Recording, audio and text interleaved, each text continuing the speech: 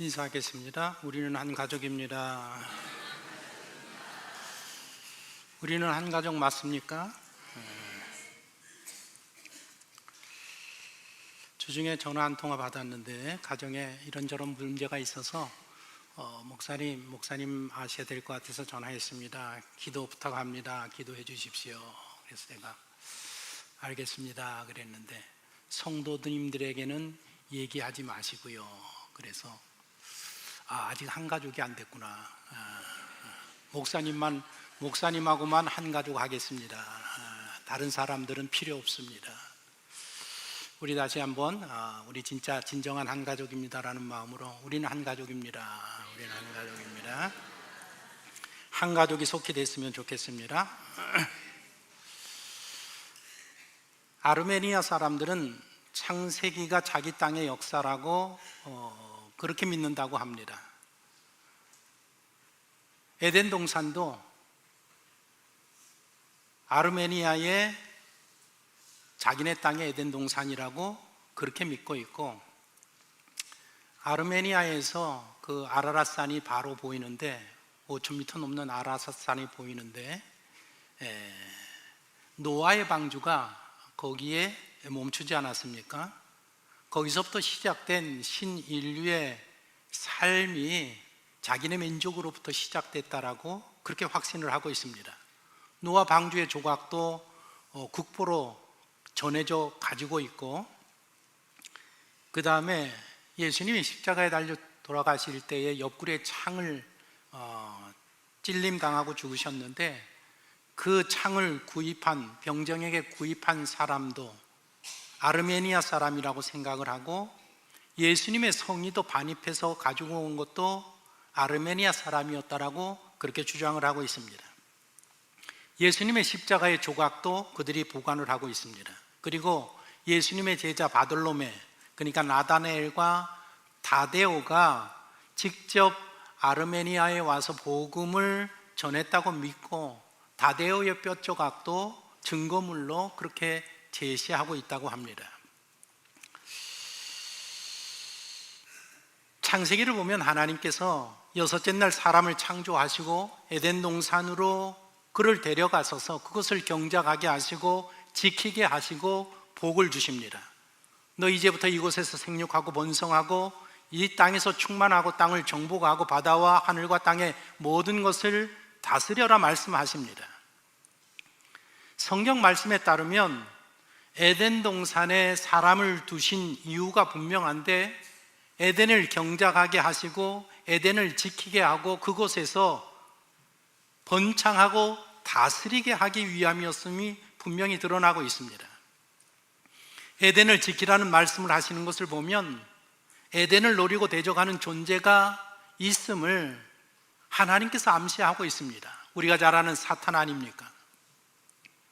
이미 하나님께서는 사람에게 사탄의 존재에 대해서 주의와 경고의 말씀을 하셨습니다. 그런데 불행하게도 사람이 하나님의 말씀에, 그리고 주의의 경고에 그렇게 불구하고도 사단에게 속아 넘어가서 먹지 말라는 선악과를 먹고 에덴 동산에서 쫓겨납니다.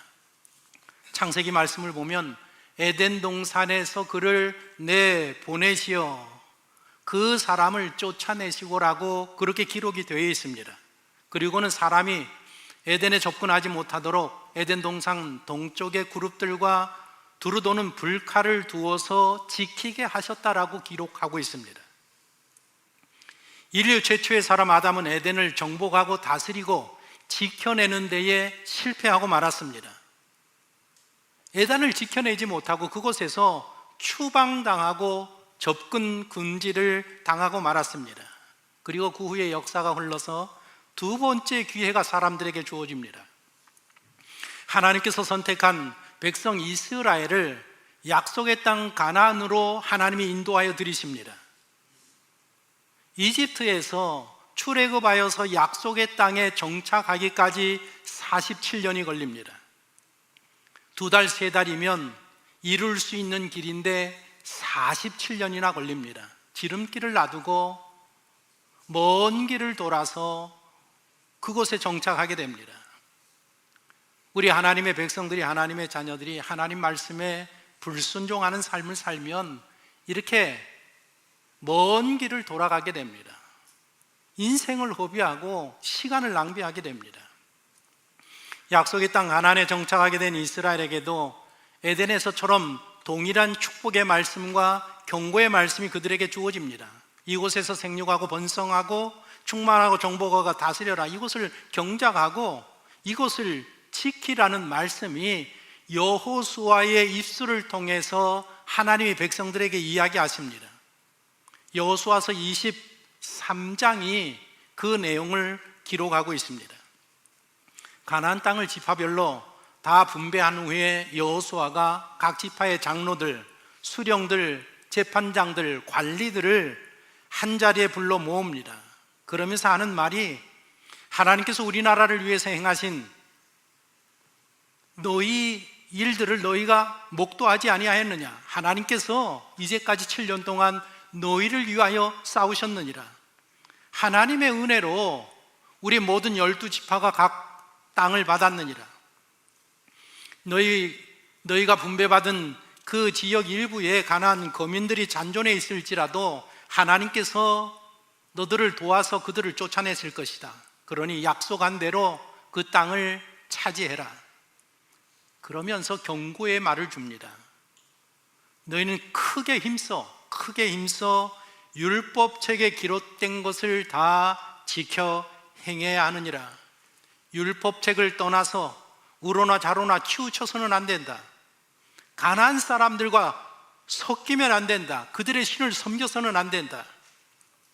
만일 너희들이 가나안 사람들과 섞여서 혼인하고 왕래하게 되면 그들이 너희의 올무가 되고 덫이 되고 채찍이 되고 가시가 되어서 여호와께서 너희에게 주신 이 아름다운 땅에서 멸하게 되리라.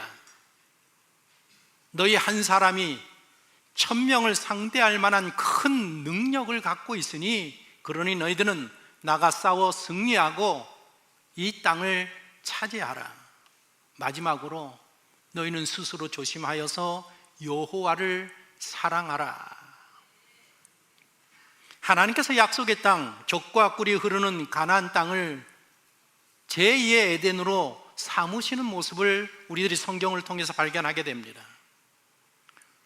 총 24장으로 된 여호수아는 크게 두 부분으로 나눠져 있습니다. 가나안을 정복하는 전쟁 이야기, 그리고 땅을 분배하는 이야기로 구성이 되어 있습니다. 우리는 계속해서 이 여호수아의 말씀을 살펴보고 있는데 오늘은 땅 분배에 대한 이야기를 통해서 우리에게 주시는 교훈, 메시지가 무엇인지를 살펴보고자 합니다. 이스라엘이 7년 만에 정복한 이 땅을 세 차례에 걸쳐서 12지파가 받습니다. 분배하게 됩니다. 1차는 모압 평지에서 모세에 의해서 분배됩니다. 르우벤, 갓, 므낫셋의 절반 지파가 우선적으로 받습니다. 왜냐하면 그들은 가축을 많이 가지고 있었기 때문에 요단강을 건너기 전에 우리는 이 땅이 좋습니다. 여기가 좋습니다. 여기에 땅을 주십시오라고 요청을 해서 모세가 허락하고 그 땅을 이렇게 분깃으로 먼저 나눠줍니다.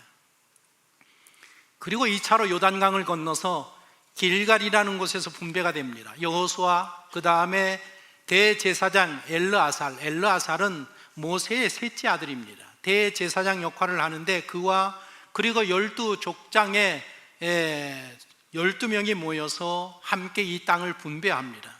길갈에서 세 지파가 받게 되는데 유다 지파, 에브라임 지파, 그리고 므낫셋의 받지 못한 절반 지파가 먼저 받습니다. 왜 이들이 먼저 받느냐?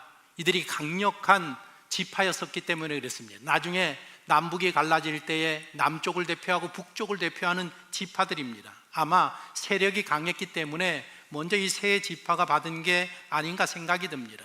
그런데 땅을 분배할 때에 문제가 발생합니다. 이 에브라임과 므낫셋, 요셉 지파가 불만을 표출합니다. 우리 땅이 너무 적다, 임야가 너무 많다, 살림만 주느냐, 그리고 적들이 너무 많다, 이런 불만을 표출하면서 이 다툼이 생기고 일시적으로 분배가 중단이 됩니다. 그 중단된 시간 속에 실로로 옮기게 됩니다. 길갈에 진영을 쳤는데 길갈에서 이스라엘 12지파가 실로로 옮겨서 거기에 진영을 갖추고 실로에 회막, 성막을 설치하게 됩니다. 이때부터 실로가 이스라엘 모든 백성들이 모이는 1년에 3번 절기를 위해서 모이는 중요한 그 처소 장소가 됩니다.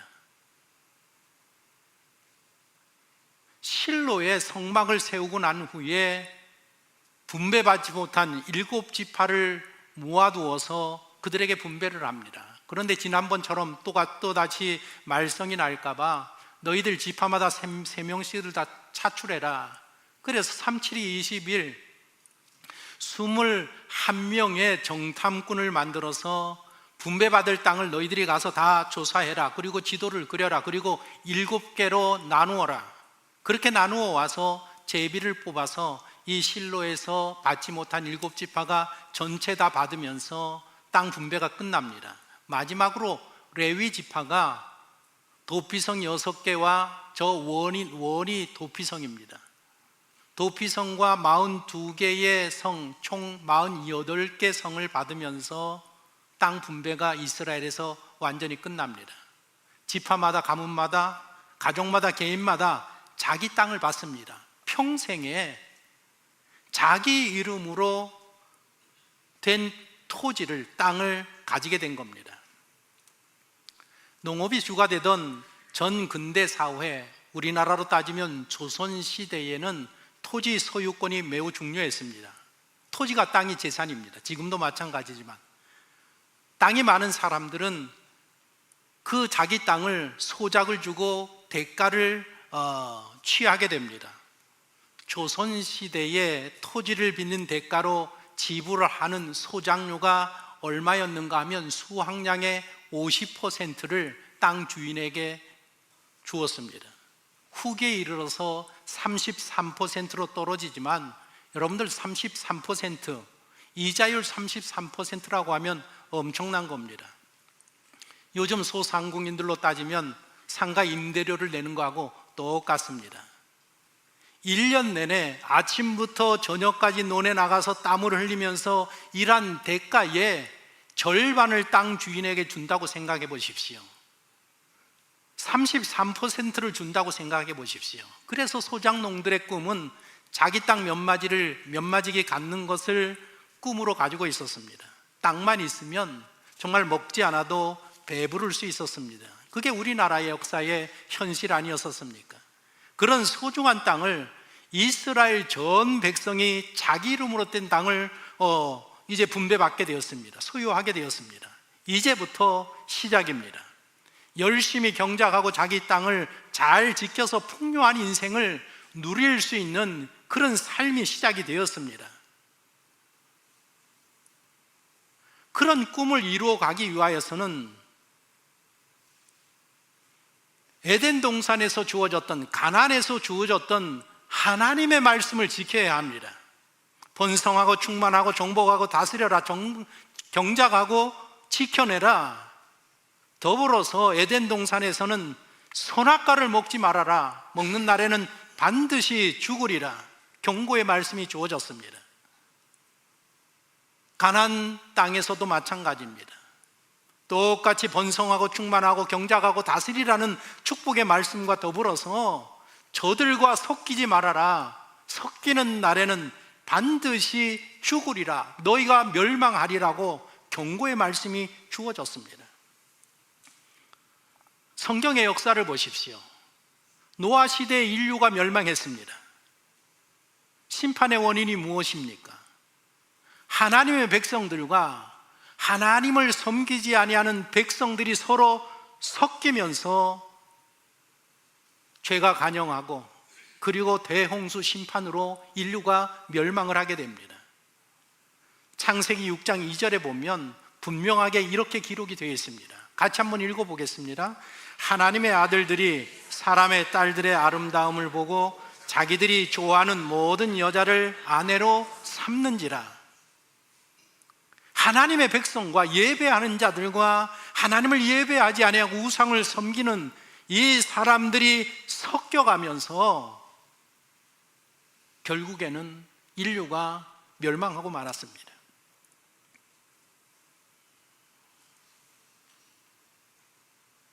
가나안 땅을 차지하고 정착한 하나님의 백성 이스라엘에게 여호수아가 당부하고 경고하고 요청하는 내용이 무엇입니까? 우상을 섬기는 사단과 귀신을 섬기는 가나안과 섞여서는 안 된다라고 이야기합니다. 만일 저들과 섞게 되면 저들이 너희의 올무가 되고 덫이 되고 채찍이 되고 가시가 되어서 하나님이 너에게 주신 아름다운 땅에서 멸하리라. 가나안 땅을 정복하고 7년간의 전쟁을 마치고 지파별로, 가문별로, 가족별로 토지를 분배받아서 정말 이스라엘은 축제의 분위기입니다. 그러나 이게 끝이 아니라 이제부터 본격적인 인생의 시작이라는 것입니다. 우리는 구원받은 신자들입니다. 하나님의 자녀들이고 하나님의 백성들입니다. 가나안을 정복하고 가나안에서 기업을 분배받은 그런 사람들입니다. 가나안 땅에서 하나님의 기업을 차지하고 살고 있는 사람들이 바로 우리 성도들입니다. 여러분은 하나님으로부터 어떤 기업을 받으셨습니까? 하나님께서는 여러분들에게 가정을 세워주셨습니다. 특별히 여러분에게 믿음의 가정을 선물로 주셨습니다. 기업으로 주셨습니다. 그리고 하나님께서는 당신에게 좋은 배우자와 당신에게 좋은 자녀들을 하나님의 상급으로, 기업으로 여러분들에게 물려주셨습니다. 교회도 주셨습니다. 직장도 주시고 사업도 주시고 그리고 일거리도 주셨습니다. 하나님이 당신에게 주신 그 기업을 번성하게 하고 충만하게 하고 정복하고 다스리고 경작해 나가면서 지켜야 되는 그 일이 바로 우리의 일인 것입니다. 주신 기업을 하나님을 대적하고 믿음의 사람을 대적하는 악한 것들로부터 지켜내고 그것을 잘 경작하여서 정복하고 다스리는 그런 인생이 되어야 합니다. 그런데 지켜내기 위해서는 선악과를 먹지 말아야 합니다. 세상과 섞이지 말아야 합니다. 그러면 어떻게 선악과의 유혹과 세상의 유혹을 이겨낼 수 있는가? 매일매일 우리가 인생을 살면서 늘 이런 유혹이 따라가는데 어떻게 그 유혹을 이길 수 있는가? 하나님께서는 그 방법까지 구체적으로 우리에게 말씀해 주셨습니다. 크게 힘써 하나님의 말씀을 지켜 행하라. 너희는 천명을 상대할 그런 힘과 능력이 있음을, 그것을 기억하라. 우리 믿는 사람들 속에는 하나님의 영, 거룩한 성령이 계십니다. 성령이 내주하고 계십니다. 그래서 내 속에 계신 성령께서 나보다 1000배나 강한 악한 영들, 그 흑암의 세력들을 이겨낼 수 있는 힘과 능력을 우리에게 허락하여 주시기 때문에 너희들은 1000배나 강한 힘을 소유하고 있다는 것을 늘 기억하라는 것입니다. 그러면서 스스로 조심하여 여호와 하나님을 사랑하라고 말씀하셨습니다. 그래서 우리는 말씀 위에 믿음 위에 견고하게 서 있어야 하는 것입니다.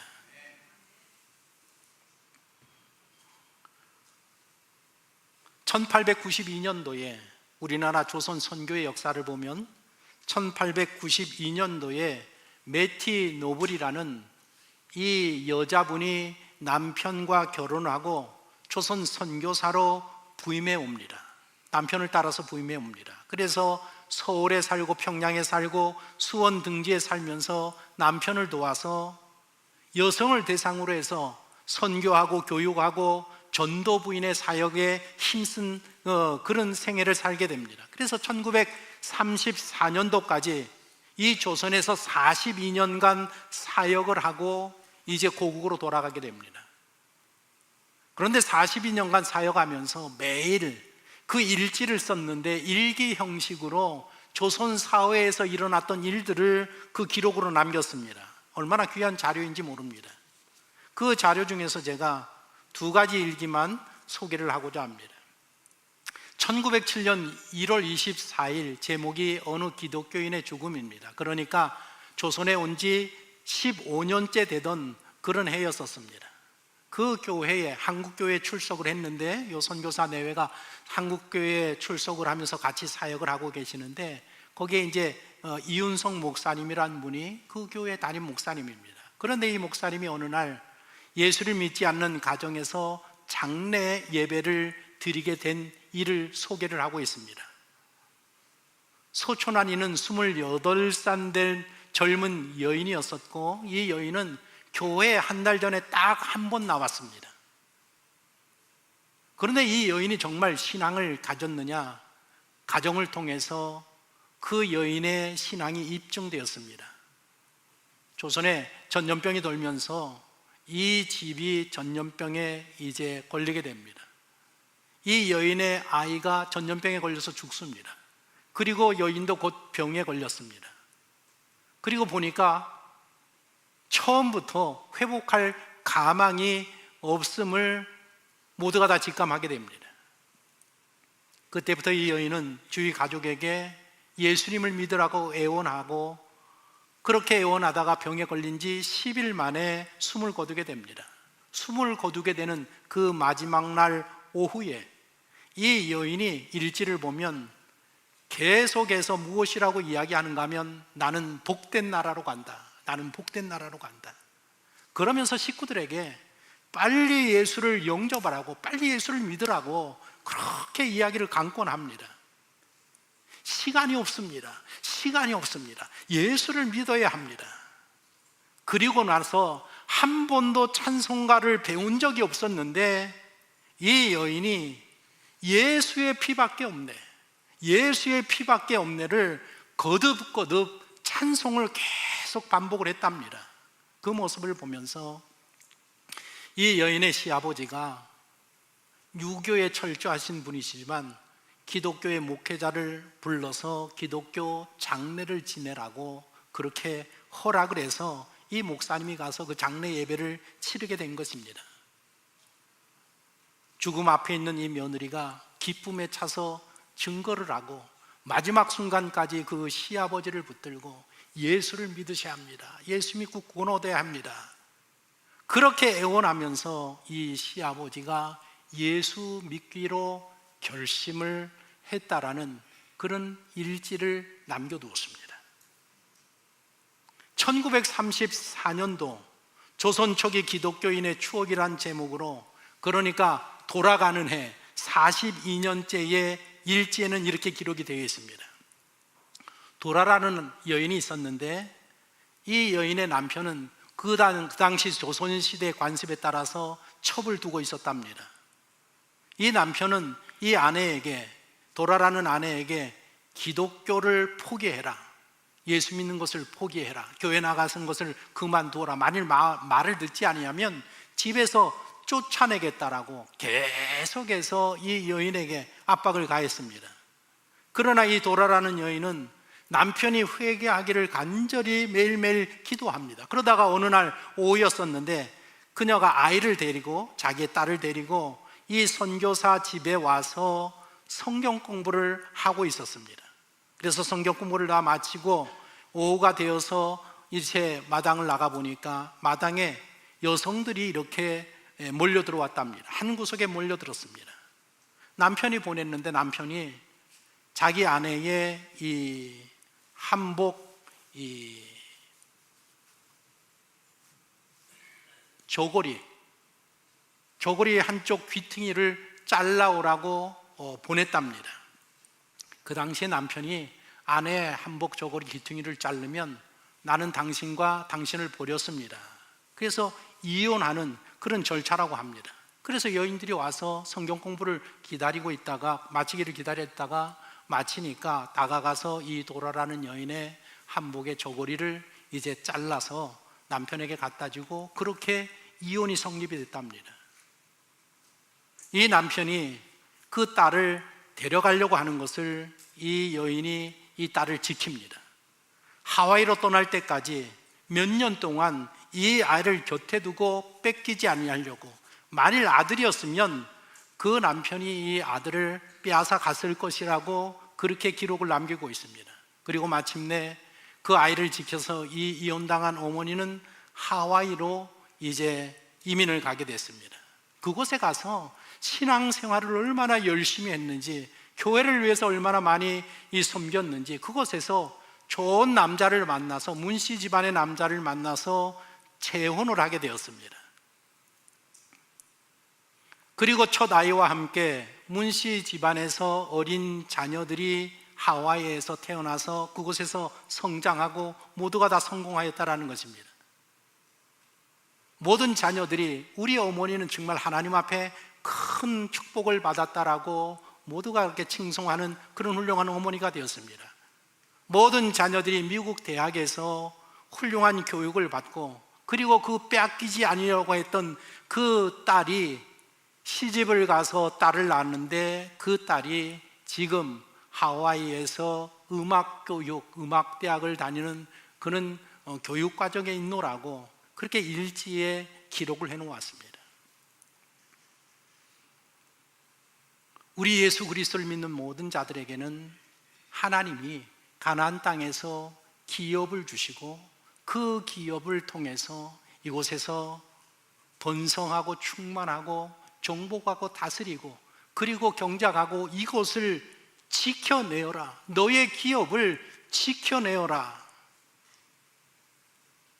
우리 모든 성도들이 그렇게 그 기업을 받았습니다. 설교를 준비하고, 지난주에 설교를 준비하고 있었는데 우리 친구 목사님이 전화가 왔습니다. 낮에 물류를 배달하는 일을 하고 있습니다. 큰 트럭을 가지고. 그래서 아마 점심시간에, 쉬는 시간에 전화를 한 것 같습니다. 어디 별일 없느냐, 일거리는 많이 괜찮으냐 그랬더니, 요즘 일거리가, 물류가 50% 줄어서 물류 배달하는 모든 사람들의 수입이 50%로 줄었다. 제조업들이 폐업하는 이 가게들이 너무 많아서 이거 큰일이다. 한국 경제가 이거 정말 너무 염려되고 너무 큰일이다. 그런 이야기를 주고받았습니다. 그래서 오늘은 무슨 물건을 납품하느냐고 했더니 아파트 건설 자재인 샤시를 납품한답니다. 샤시 공장에 가서 그 물건을 싣는데 거기 모두 일하는 사람이, 한국 사람은 한 사람도 없고 우즈벡 청년들만, 젊은 청년들만 12명이 일하고 있더랍니다.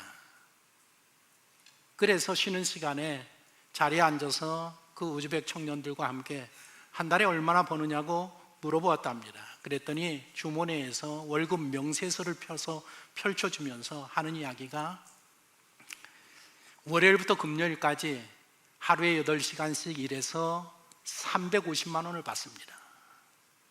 그리고 토요일 날 출근을 해서 야근을 하면 100만 원을 더 받아서 450만 원을 한 달에 봅니다. 한 달에 얼마 씁니까? 제가 먹고 생활하는 데에 130만 원을 씁니다. 나머지 돈은 어떻게 합니까? 130만 원 아껴서 쓰고 나머지는 모두 다 본국 집으로 다 보냅니다. 우즈벡에서 온 이 청년들이 한 달 일해서 450만 원을 벌어서 수입을 갖고, 그리고 알고 보니까 매니저가 있는데, 매니저가 이 우즈벡 사람인데 얼마나 일을 열심히 하는지 사장이 신임해서, 야, 너 친구들을 데리고 와라. 친구들을 다 데려온 거예요. 12명 친구들을 데려왔습니다. 매니저는 컴퓨터도 할 줄 알고 한국말도 아주 잘해서, 매니저는 얼마를 버느냐, 한 달에 550만 원을 번답니다. 이들의 꿈이 무엇인가? 한국에서 딱 10년 동안 25살에서 35살까지만 일하고 내가 번 돈을 가지고 우즈벡에 들어가서 나는 내 사업을 할 겁니다. 그런 이야기를 하면서 한국에 일이 없는 게 아니다. 한국 청년들 할 일이 없는 게 아니다. 일은 많은데 3D라고 너무 힘든 일, 물론 이게 공장에서 단순 직업 일하는 게 너무 힘들다. 그런데 이 한국 청년들이, 젊은이들이 힘들다고 해서 일을 안 해서 그렇지 일거리가 대한민국에 얼마나 많은지 모릅니다. 제 이야기가 아니고 물류를 지금 운송하는 친구 목사님의 이야기입니다.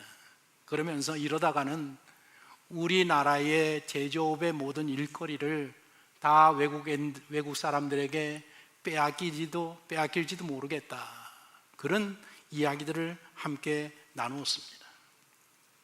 제가 전화를 끊고 많은 생각을 했습니다. 매일매일 우리 모두가 다, 우리 모든 한국 분들이 얼마나 힘들게 사시는지, 정말 힘들게 사는구나. 지난 한 주 오늘 이 자리에 오신 여러분들 모두가 다 정말 힘들게 사시다가 예배 드리러 오신 줄로 그렇게 믿습니다. 주님의 이름으로 환영합니다. 그리고 주님의 이름으로 축복합니다. 당신은 믿음으로 구원함을 받고 하나님의 자녀가 된 사람입니다.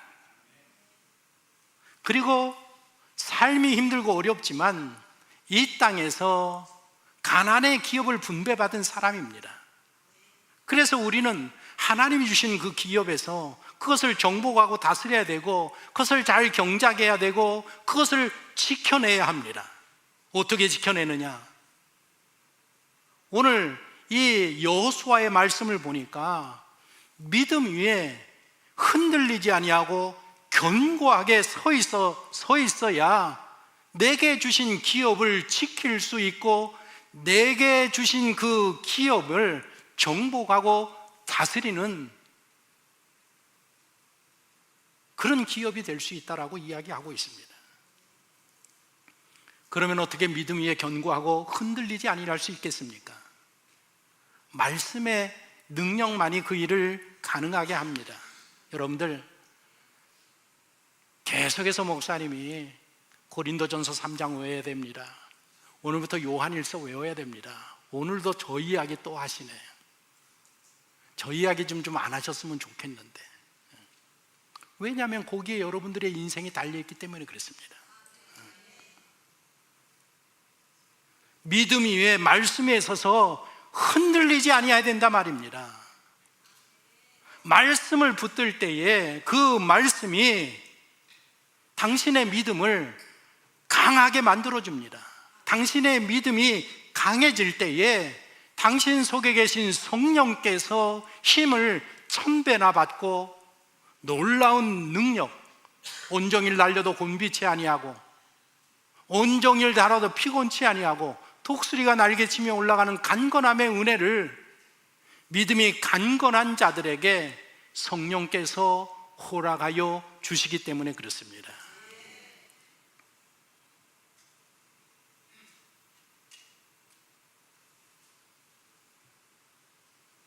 이 한 주간도 하나님이 여러분들에게 주신, 나에게 주신 그 기업을, 그것이 무엇이 되었든지 그것을 소중하게 여기고 그것을 사단 마귀에게 지켜내야 되고, 선악과의 유혹이 있을 때마다, 섞이는 그런 유혹이 있을 때마다 내 마음을 지키고 말씀으로 나를 지키고 한 주 한 주 믿음 위에 견고하게 서 있을 때에 마침내 하나님이 허락하시는 가나안의 축복은 나의 것으로 소유되어지고 나의 것이 될 수 있다라는 것입니다.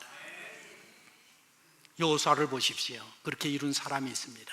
85세가 된 갈렙은 믿음 위에 견고하게 서서 하나님이 주신 기업을 차지하고 누리는 인생을 삽니다. 그러나 믿음 위에 견고하게 서지 못한 자들은 가난해서 삶이 얼마나 힘든지 모릅니다. 계속해서 그 가난의 적들이 공격해오는 그 공격에 시달리고 도망다니고 달아나고 세웠다가 무너지고, 오늘 여러분들의 인생은 어디에 달려있느냐? 당신의 믿음에 달려있고, 그 믿음이 말씀 위에 간건하게 서면 하나님이 허락하시는 그 가난의 기업을 누리면서 하나님 앞에 영광을 돌리고 하나님의 나라를 세워가는 아름다운 인생을 살아갈 수 있게 되는 것입니다. 이 한 주간 하나님이 우리 모두에게 기업을 주시고 땅을 주셨습니다. 그 기업을 하나님의 은혜로 지켜내며 하나님의 은혜로 경작해내며 그곳에 하나님을 세우고 드러내고 하나님의 말씀을 증거하는 그런 아름다운 신앙의 열매가 맺어지는 귀하고 복된 한 주가 되시기를